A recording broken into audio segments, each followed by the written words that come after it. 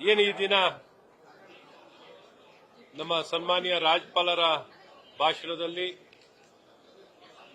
ಏನೊಂದು ರಾಜ್ಯ ಸರ್ಕಾರ ಕರ್ನಾಟಕ ಮಾಡೆಲ್, ಇಡೀ ದೇಶದಲ್ಲೇ ಕರ್ನಾಟಕ ಮಾಡೆಲ್ ಅನ್ನ ಇವತ್ತು ಬಹಳ ಜನಪ್ರಿಯವಾಗಿದೆ, ಇಡೀ ರಾಷ್ಟ್ರದಲ್ಲಿ ಎಲ್ಲರೂ ಅದನ್ನ ಅಳವಡಿಸ್ಕೊತಾ ಇದ್ದಾರೆ ಅನ್ನುವಂತ ರಾಜ್ಯಪಾಲರ ಭಾಷಣದಲ್ಲಿ ಉಲ್ಲೇಖ ಆಗಿದೆ. ಈ ಒಂದು ಉಲ್ಲೇಖ ಆಗಿರುವಂತಹ ವಿಚಾರ ನಿಜಕ್ಕೂ ಕರ್ನಾಟಕ ಅಂದ್ರೆ ಖಂಡಿತ ಜನಪ್ರಿಯತೆ ಇರೋದು. ಕರ್ನಾಟಕ ಅಂದ್ರೆ ಒಂದು ಪ್ರಗತಿಪರವಾದಂತಹ ಒಂದು ರಾಜ್ಯ.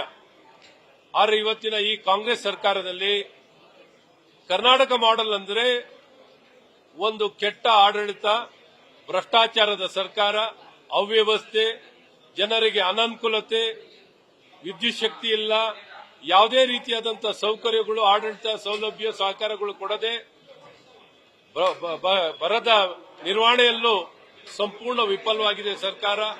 ಹಾಗಾಗಿ ಈ ಸರ್ಕಾರ ಆಡಳಿತದಲ್ಲಿ ಸಂಪೂರ್ಣ ವಿಫಲವಾಗಿದೆ. ಎಲ್ಲ ಫೈಲ್ಗಳು ಸಹ ವಿಲೇವಾರಿ ಆಗ್ತಿಲ್ಲ.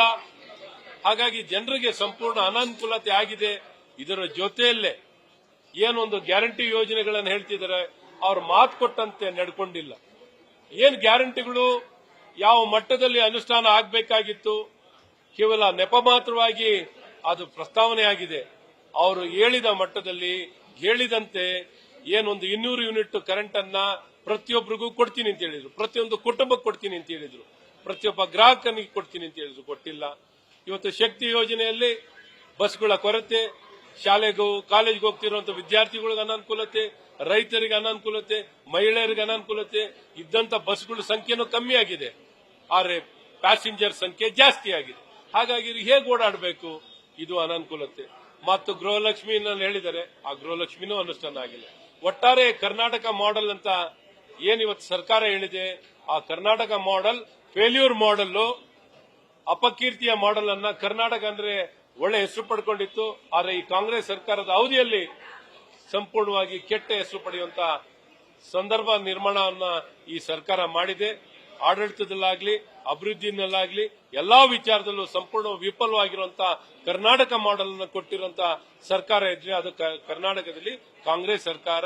ಸನ್ಮಾನ್ಯ ಸಿದ್ದರಾಮಯ್ಯನವರ ಅವಧಿಯಲ್ಲಿ ಬಂದಿರುವಂತಹ 2023ರಲ್ಲಿ ಬಂದಿರುವಂತಹ ಅವಧಿಯಲ್ಲಿ ಈ ಸರ್ಕಾರ ಸಂಪೂರ್ಣವಾಗಿ ವಿಫಲವಾಗಿದೆ ಅಂತ ಹೇಳಕ್ ಇಷ್ಟಪಡ್ತೀನಿ.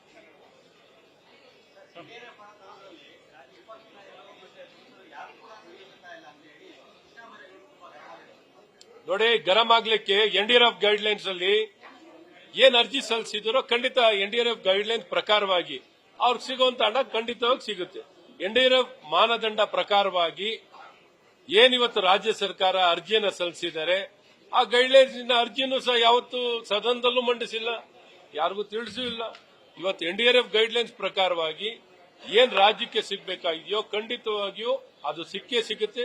ಅದಕ್ಕಿಂತ ಹೆಚ್ಚಾಗಿ ದುಡ್ಡು ಕರ್ನಾಟಕ ರಾಜ್ಯ ಸರ್ಕಾರಕ್ಕೆ ಸಿಗುತ್ತೆ. ಆದರೆ ಇವತ್ತು ಒಂದು ಸರ್ಕಾರವಾಗಿ ಇವರೆಷ್ಟು ಖರ್ಚು ಮಾಡಿದ್ದಾರೆ, ಇವರೆಷ್ಟು ಹಣವನ್ನು ಬಿಡುಗಡೆ ಮಾಡಿದ್ದಾರೆ, ಇವರ ಅಂಕಿಅಂಶ ನೋಡಿದಾಗ ನೀವು ನೋಡಬಹುದು. ಎಲ್ಲ ಸರ್ಕಾರಗಳು ನಮ್ಮ ಅವಧಿಯಲ್ಲಿ, ನಮ್ಮ ಬಿಜೆಪಿ ಸರ್ಕಾರ ಇದ್ದಾಗ ನಾವು ಎಲ್ಲ ಖರ್ಚನ್ನು ಮಾಡಿ ನಮಗೇನು ಕೇಂದ್ರದಿಂದ ಸಿಗಬೇಕೋ ಸಿಕ್ಕೇ ಸಿಗುತ್ತೆ, ಅದನ್ನು ಪಡ್ಕೋತಿದ್ದು. ಆದ್ರೆ ಇವತ್ತು ಸರ್ಕಾರ ಪಾಪರ ಆಗಿದೆ ಅನ್ಸುತ್ತೆ.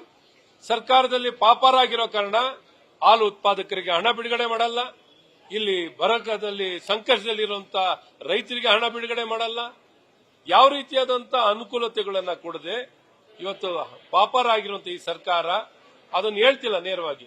ಶ್ವೇತಪತ್ರವನ್ನು ಯಾವುದಾದ್ರ ಮೇಲೆ ಹೊರಡಿಸ್ತೀನಿ ಅಂತ, ಹಣಕಾಸಿನ ಮೇಲೆ ಹೊರಡಿಸ್ಲಿ. ಈ ಸರ್ಕಾರ ಹೊರಡಿಸದೆ ಕಾರಣ ಇವತ್ತು ಸರ್ಕಾರ ಹಣಕಾಸಿನಲ್ಲಿ ಕಷ್ಟದಲ್ಲಿದೆ ಅನ್ನುವಂಥದ್ದನ್ನ ವ್ಯಕ್ತಪಡಿಸದೆ ಇವತ್ತು ಬರದಲ್ಲಿ ಸಂಕಷ್ಟದಲ್ಲಿರುವಂತಹ ರೈತರಿಗೆ ಕೈ ಹಿಡಿಯೋದಕ್ಕೆ ಸಂಪೂರ್ಣವಾಗಿ ವಿಫಲವಾಗಿರುವಂತಹ ಸರ್ಕಾರ ಕಾಂಗ್ರೆಸ್ ಸರ್ಕಾರ ಅಂತ ಬಹಳ ಸ್ಪಷ್ಟವಾಗಿ ಹೇಳಕ್ ಇಷ್ಟಪಡ್ತೀನಿ. ಕೇಂದ್ರದಿಂದ NDRF ಗೈಡ್ಲೈನ್ಸ್ ಪ್ರಕಾರವಾಗಿ ಎಲ್ಲ ಹಣವು ರಾಜ್ಯಕ್ಕೆ ದೊರಕುತ್ತೆ, ಸಿಗುತ್ತೆ. ನ್ಯೂಸ್ ಫಸ್ಟ್ ನಿರ್ಭೀತಿಯಿಂದ ನಿಮ್ಮ ಪರವಾಗಿ.